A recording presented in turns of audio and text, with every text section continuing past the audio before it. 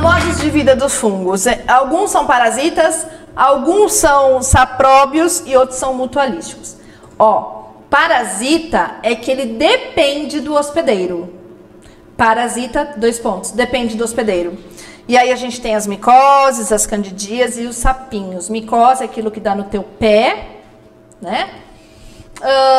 Candidíase é aquela doença vaginal, né? Aquela doença fúngica vaginal. E o sapinho que dá na boca do bebê. Então ele precisa de um corpo para poder se proliferar.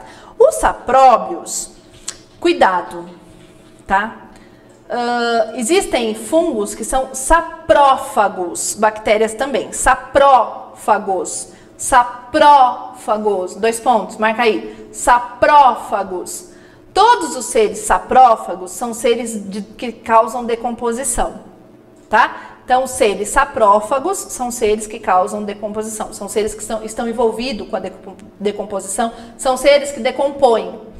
Agora, os sapróbios, eles fazem a decomposição, só que eles absorvem para eles essa matéria, esse componente da matéria morta, tá? Ele não faz só a decomposição e deixa no meio, ele absorve todo essa decomposição.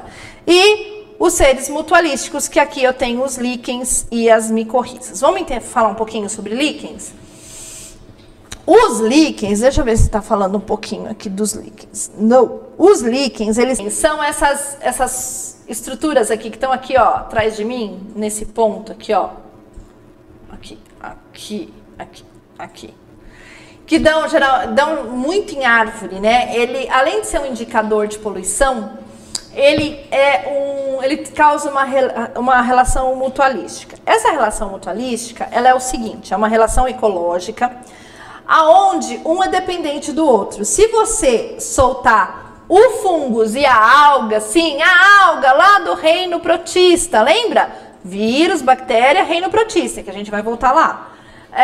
Se você juntar um fungo e uma alga, ela forma o líquen, que é essa estrutura que dá na árvore. Então, assim, por que é mutualístico, Érica? Por que essa relação é mutualística? Porque se você separar, não forma link. Não morre o fungo, não morre a alga, mas o líquen em si ele não vai existir, tá? É a mesma coisa que o seu amor com o seu namorado ou com a sua namorada. Então, assim, se vocês se separarem, o amor não existe mais, mas você vai sobreviver porque ninguém morre de amor, e ele também vai sobreviver porque ninguém morre de amor, tá bom? Os meninos sofrem um pouquinho mais no começo, as meninas ficam chorando, mas quando as meninas param de chorar, rapá, é um babado. Vamos lá.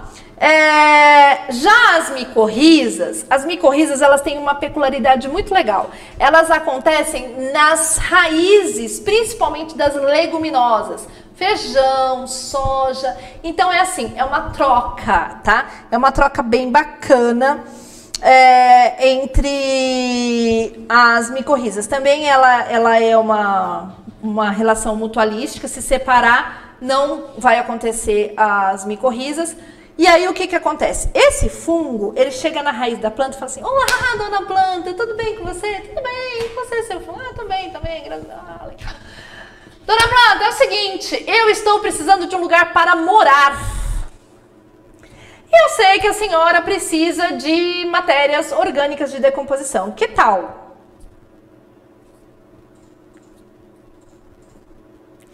Aí, a árvore, a leguminosa, né, as plantas leguminosas, geralmente, mais as plantas leguminosas do que as outras, falam: pô, que legal, bacana, realmente eu preciso dessa matéria de decomposição. Vamos fazer uma troca? Vamos!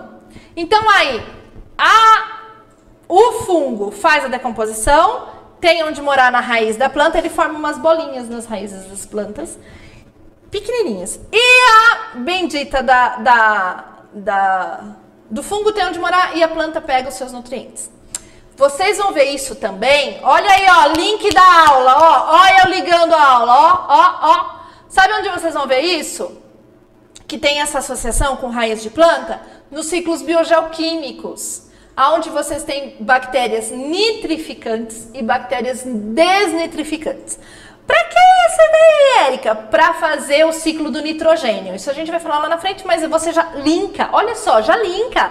Toda vez que falar de raiz de planta, ligação mutualística, você fala, opa, tem dois casos. Eu lembro que a Érica falou para mim que um é a micorriza, que é decomposição, que troca de matéria orgânica, e a Érica falou da bactéria que faz o ciclo do nitrogênio.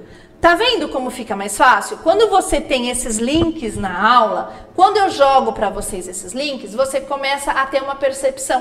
Quando a gente for falar, ou eu ou o Rafa for falar sobre o ciclo do nitrogênio, você vai falar, putz, mais alguém fazia essa relação mutualística.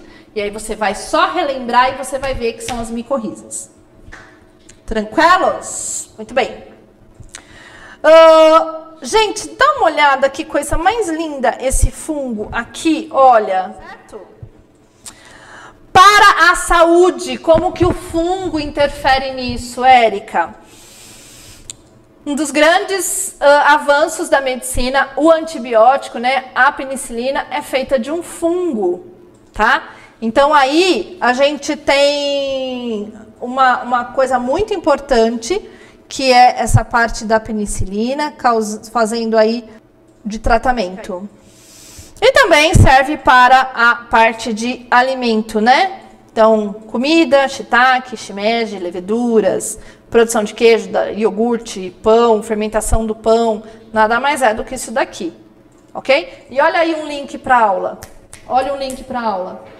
O fungo, ele vai fazer a fermentação. Essa fermentação é a parte de liberação de CO2. Já viu a mãe quando vai fazer pão? Mãe quando vai fazer pão, lá em casa é assim. Pega, vai lá e compra o fermento. Fermento fungo. E aí ela pega aquele fermento que compra na padaria e ela amassa com um pouco de leite e açúcar, né? Aí ela vai pondo farinha, faz uma bolota, cobre e põe no forno ou num lugar bem sem oxigênio, bem sem vento. E ai de você que mexe naquela bacia. O que acontece, Eric, quando você mexe na bacia que o pão tá crescendo? O que a mãe faz com você? Bate, xinga. Fala, seu moleque, não pode porque o meu pão vai baixar e vai empatumar o meu pão. Não é? É, lógico que é. O que acontece? Quando você mexe no pão da mãe que tá fazendo o quê? Fermentação. Essa emissão de CO2 acaba sendo substituída. E aí, a hora que entra o oxigênio, de você mexer lá e sair a parte da... né, fazer a troca de sair o CO2 e entrar o oxigênio, o pão faz assim, ó, e empatuma. Aí a mãe quer matar você, quer estrangular você, porque não pode mexer quando tá tendo fermentação. Porque não pode ter troca de gás nesse momento, que é isso que faz a levedura estufar a massa. Mas por que isso, Érica? Porque ela vai fazendo o quê? Uma reação química dentro dessa parte de fermentação que vai fazer o pão ficar fofinho e crescer, tá bom? Então não mexam nos pães quando as mães estão fazendo. Tipo de reprodução do fungo, brotamento mesmo. Então brota, né, uma parte do fungo e essa parte é um novo ser, por isso que é parte de brotamento. Deixa eu falar uma coisa que tá me incomodando. Reprodução sexuada e reprodução assexuada, tá? Reprodução sexuada, vocês têm confusão nisso? Pensa que não? Tem muita gente que tem confusão nisso. Reprodução sexuada, ela não precisa ter tchaca-tchaca, não precisa ter contato. Ela tem que ter troca de gametas. Tem que ter troca de gameta. Não precisa necessariamente ter o tchaca-tchaca. Entendeu, né? Não precisa ter o ato, não precisa encostar, não precisa nada. Mas tem que ter a troca dos gametas. A reprodução assexuada, e esse A é um A de negação, ok? Esse A é um A de negação, de não ter trocas de gameta. Ela não tem, já fala, não tem trocas de gameta. Então não é assexuada. Então é assexuada, não tem trocas de gameta. O brotamento é uma reprodução assexuada, não tem troca de gameta. Brota dele mesmo uma nova parte, beleza? Porque muita gente acha que para ter reprodução sexuada tem que ter o fight. Não precisa. Trocou gameta, acabou. Ok? Bom, olha lá como que faz a parte aí também. Então, assim, o fungo tem tanto a parte sexuada quanto a parte assexuada.